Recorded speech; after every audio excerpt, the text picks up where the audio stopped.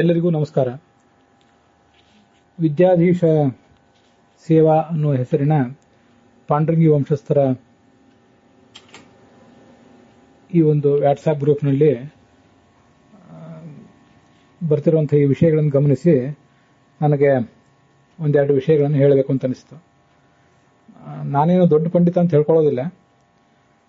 PN Pandurangi ಅಂತ ಘಟಪ್ರಭಾದಲ್ಲಿ ಇರ್ತೇನೆ. ಬೆಂಗಳೂರಿನಲ್ಲಿ ವೀರನಾರಾಯಣ ಪಾಂಡುರಂಗಿ ಇದ್ದಾರೆ, ಮಾಧವ ಪಾಂಡುರಂಗಿ ಇದ್ದಾರೆ. ಅವರಿಬ್ಬರು ಕೂಡ ನನಗೆ ಸಹೋದರರು. ಪೂರ್ಣಪ್ರಜ್ಞೆ ವಿದ್ಯಾಪೀಠದಲ್ಲಿ ಪೇಜಾವರ ಸ್ವಾಮಿ ಶಿಷ್ಯನಾಗಿ 12 ವರ್ಷ ಓದಿದ್ದೇನೆ. ನನ್ನ ಬುದ್ಧಿಗನುಸಾರವಾಗಿ, ನನ್ನ ಶಕ್ತಿಗನುಸಾರವಾಗಿ ಸುಧಾರಿ ಗ್ರಂಥಗಳನ್ನು, ಮಹಾಭಾರತಾದಿ ಗ್ರಂಥಗಳನ್ನು ಕೂಡ ಅಧ್ಯಯನ ಮಾಡಿದ್ದೇನೆ. ವಿದ್ಯಾಧೀಶ ಸೇವಾ ಅನ್ನೋ ನಮ್ಮ ಈ ಗ್ರೂಪ್ನಲ್ಲಿ ಇಂಥ ಆಧಾರರಹಿತವಾದಂತಹ ಕಥೆಗಳನ್ನು ದಯವಿಟ್ಟು ತಾವ್ಯಾರೂ ಹಾಕಬೇಡಿ.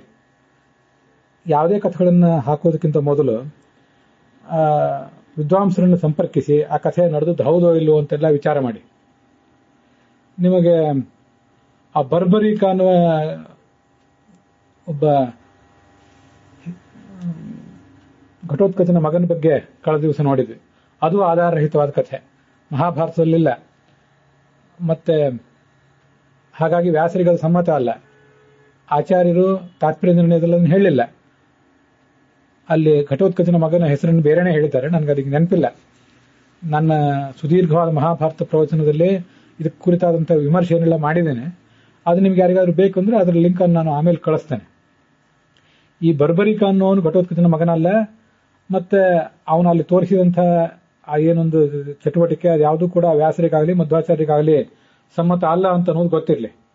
ಹಾಗಾಗಿ ನೀವು ಇದನ್ನ ಯಾರೋ ಮಹಾಭಾರತದ ಅದ್ಭುತವಾದ ಕಥೆಗಳು, ಅದ್ರ ಬಗ್ಗೆ ಎಷ್ಟು ಅಧ್ಯಯನ ಮಾಡಿದ್ರು ಕಡಿಮೆ, ನೀವು ಓದಿ ನಿಮ್ಮ ಮಕ್ಕಳಿಗೂ ಹೇಳಿ ಅಂತ ಹೇಳಿ ಇಂಥ ಆಧಾರರಹಿತವಾದ ಕಥೆಗಳನ್ನು ದಯವಿಟ್ಟು ಯಾರಿಗೂ ಕೂಡ ಹಬ್ಬಿಸಬೇಡಿ. ಇದು ಒಂದು ವಿಷಯ. ನಾನು ಅದ್ರ ಬಗ್ಗೆ ಹೆಚ್ಚು ಹೇಳೋದಿಲ್ಲ. ಅದ್ರ ಬಗ್ಗೆ ಪೂರ್ಣ ವಿಮರ್ಶೆ ಬೇಕಾದ್ರೆ ಮಹಾಭಾರತ ಪ್ರವಚನದಲ್ಲಿ ಯಾವ ಭಾಗದಲ್ಲಿ ನಾನು ಅದನ್ನು ಮಾಡಿದ್ದೀನಿ ಅನ್ನೋದನ್ನೆಲ್ಲ ಮುಂದೆ ಹೇಳ್ತೇನೆ. ಅದರ ಲಿಂಕ್ ಕೂಡ ನಾನು ಈಗಾಗಲೇ ಹೇಳಿದಂತೆ ಕಳಿಸ್ತೇನೆ. ಮತ್ತೆ ಈ ಮಹಾಭಾರತದ ಒಂದು ಸುಂದರವಾದ ಸಂವಾದ ಅಂತ ಇನ್ನೊಬ್ರು ಕಳಿಸಿದ್ದಾರೆ. ಈ ಕೃಷ್ಣ ಸ್ನಾನ ಮಾಡಿದ್ದ, ಅಲ್ಲೊಬ್ಬಳು ಸ್ತ್ರೀ ಬಂದಳು, ಅವಳು ಈ ಭಾನುಮತಿ, ಹೀಗೆಲ್ಲ ನೀವು ಅದನ್ನ ಹೇಳಿದಿರಿ.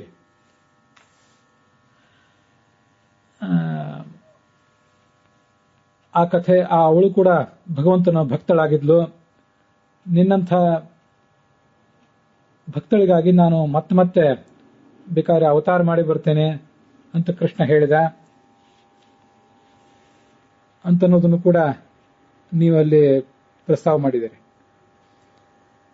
ಇದೊಂದು ಭಾನುಮತಿ ಜ್ಯೇಷ್ಠ ಲಕ್ಷ್ಮಿ, ಅವಳು ಅಲಕ್ಷ್ಮಿ, ಕಲಿಯ ಪತ್ನಿ ಅವಳು. ಆದ್ರಿಂದ ಅವಳು ಭಗವಂತನ ಭಕ್ತಳಾಗುವುದು ಹೇಗೆ ಅಂತ ನಾನು ಮತ್ತು ಇನ್ನೊಬ್ರು ಕೂಡ ಅಲ್ಲಿ ಪ್ರಶ್ನೆ ಮಾಡಿದ್ದಾರೆ.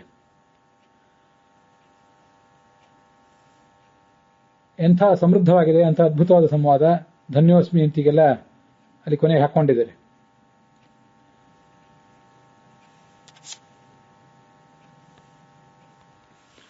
ನಾನು ಅದನ್ನ ಪೂರ್ಣವಾಗಿ ನೋಡಿಲ್ಲ, ಅದಿಲ್ಲ, ಅದು ನೋಡುವ ಅಗತ್ಯನೂ ಇಲ್ಲ. ನಿಮಗೆ ಎಲ್ಲರಿಗೂ ಕೂಡ ಒಂದು ವಿಷಯ ಗೊತ್ತಿರಬೇಕು. ಇದು ಕೃಷ್ಣಾವತಾರದ ಕೊನೆ ಗಳಿಗೆಗಳು ಅನ್ನುವಂಥ KS ನಾರಾಯಣಾಚಾರ್ಯ ಪುಸ್ತಕದಲ್ಲಿ ಇದು ಬಂದದ್ದು ಅಂತೆಲ್ಲ ಒಬ್ರು ಅದನ್ನ ಹೇಳಿದ್ದಾರೆ. ನಾನು ಅಲ್ಲಿ ಓದಿದ್ದೇನೆ, ಹೌದು ಅಂತೇಳಿ. ತಾತ್ಪರ್ಯ ನಿರ್ಣಯದ 19ನೇ ಅಧ್ಯಾಯದಲ್ಲಿ 201ನೇ ಶ್ಲೋಕ ಹೇಳುವಂತೆ ಅವಳು ಅಲಕ್ಷ್ಮಿ. ಹಿಂದೆ ಆ ಕಲಿಯ ಪತ್ನಿಯೇ ಅವಳು. ಪಾರ್ವತಿ ಆವೇಶ ಅವಳಲ್ಲಿತ್ತು.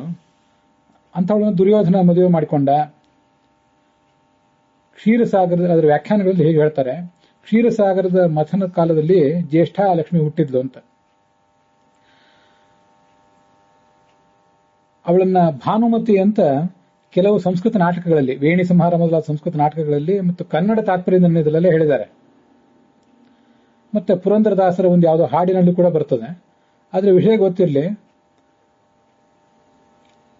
ಅವಳು ಭಾನುಮತಿ ಅನ್ನೋ ಹೆಸರನ್ನ ವ್ಯಾಸರು ಹೇಳಲಿಲ್ಲ, ಮತ್ತೆ ಆಚಾರ್ಯರು ಕೂಡ ಹೇಳಲಿಲ್ಲ.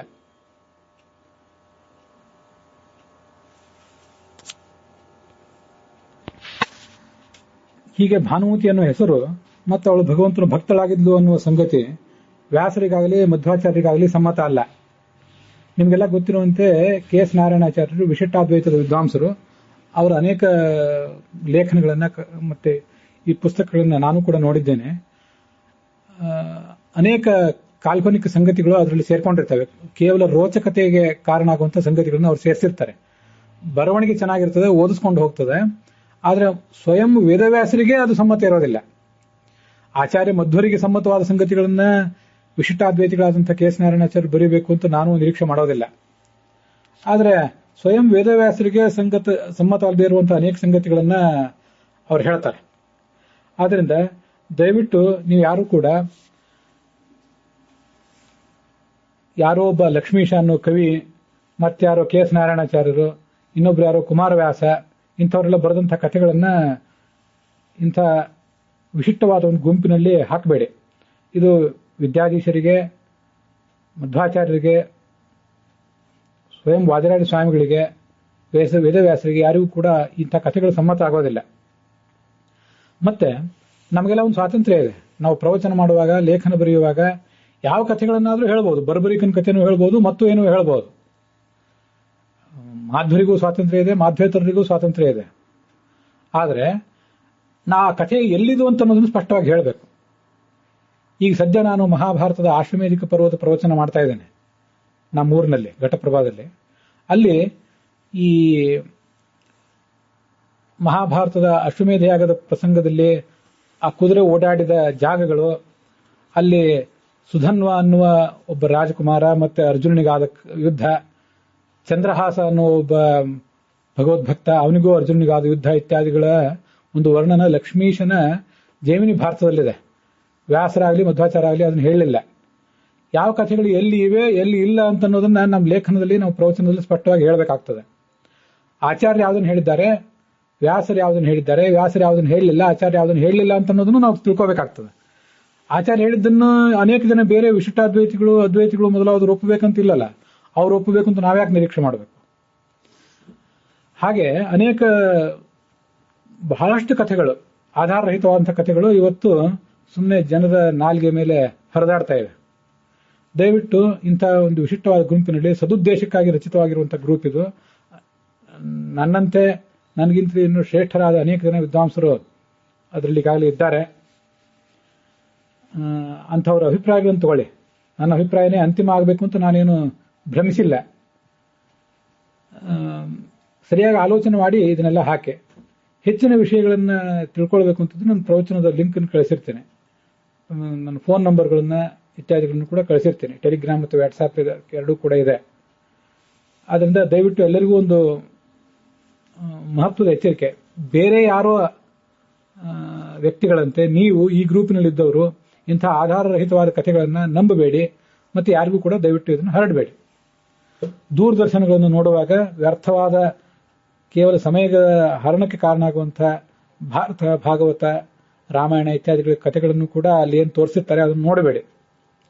ಸರಿಯಾದ ಪ್ರವಚನಗಳನ್ನು, ಸರಿಯಾದ ಅನುವಾದಗಳನ್ನು ಓದಿ ಮಹಾಭಾರತ, ಭಾಗವತ, ರಾಮಾಯಣ ಇತ್ಯಾದಿಗಳನ್ನು ಅರ್ಥ ಮಾಡಿಕೊಳ್ಳುವಂಥ ಪ್ರಯತ್ನ ಪಡಿ ಅಂತ ನನ್ನದೊಂದು ವಿನಂತಿ ನಿಮಗೆ.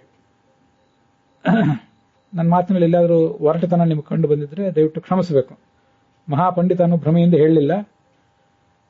ಇದನ್ನು ಗಮನಿಸಿ ಇಂಥ ಸಂಗತಿಗಳು ನಮ್ಮ ಗ್ರೂಪ್ನಲ್ಲಿ ಬರಬಾರದು ಅನ್ನೋ ಕಾರಣಕ್ಕಾಗಿ ಹೇಳ್ತಿದ್ದೇನೆ. ಮತ್ತೊಮ್ಮೆ ಎಲ್ಲರಿಗೂ ನಮಸ್ಕಾರಗಳು. ಯಾರಾದರೂ ಏನಾದರೂ ಪ್ರಶ್ನೆ ಕೇಳಿದ್ರೆ ವಾಯ್ಸ್ ರೆಕಾರ್ಡಿಂಗ್ನಲ್ಲಿ ಉತ್ತರಿಸ್ತೇನೆ. ಇಷ್ಟನ್ನೆಲ್ಲವನ್ನು ಟೈಪ್ ಮಾಡ್ಲಿಕ್ಕೆ ಆಗೋದಿಲ್ಲ, ಅದಕ್ಕಾಗಿ ವಾಯ್ಸ್ ರೆಕಾರ್ಡಿಂಗ್ ಹೇಳಿದ್ದೇನೆ. ನಮಸ್ಕಾರ.